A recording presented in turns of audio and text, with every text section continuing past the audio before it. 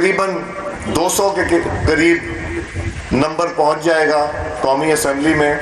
अगर किसी को सियासी कैदी मुस्लिम लीग नून ने बनाना है तो मैं यकीन से कह सकता हूं कि हमारी ये सोच नहीं है।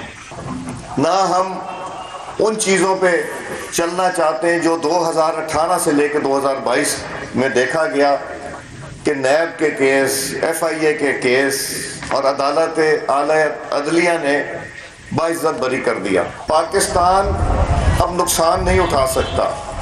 मिल बैठ के जो पाकिस्तान के मुफाद की चीज़ें हैं उसके ऊपर एक हो जाएं।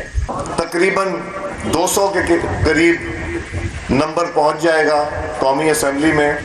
अगर किसी को सियासी कैदी मुस्लिम लीग नून ने बनाना है तो मैं यकीन से कह सकता हूं कि हमारी ये सोच नहीं है।